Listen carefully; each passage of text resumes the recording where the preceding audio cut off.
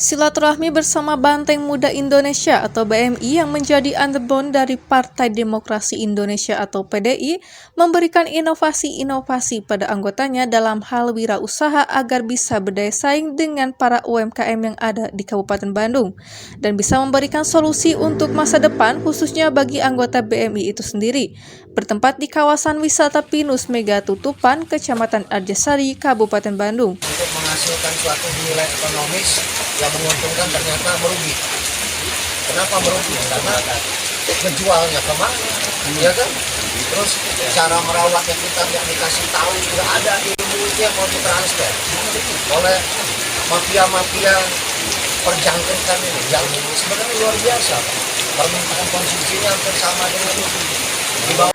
Silaturahmi anak cabang BMI ini agar tetap solid dalam memenangkan Partai PDI di tahun 2024 untuk tetap bisa menjadikan Partai PDI menjadikan tetap nomor 1 di Indonesia ini.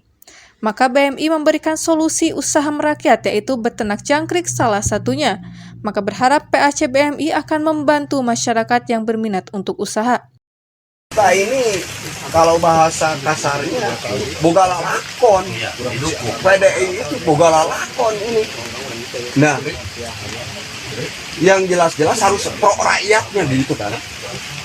Kenapa diantaranya ada oknum lah, saya bilang itu oknum. Kok dia lebih membela perhutani ketimbang kasihangan pesan tenan. Margi nyakitu teh lah kuli. Abdi ngenalkeun di Desa Pinggir Sari swasta Asep Suryana yang ngawak.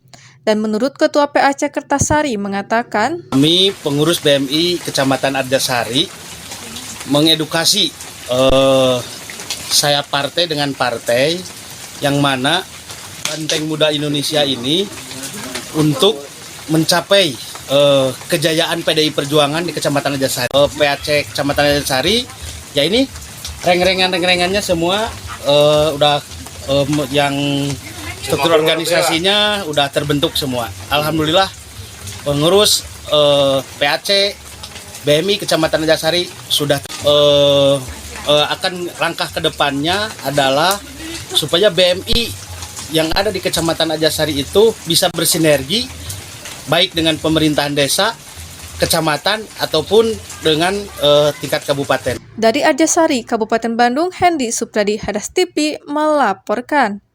Jaya!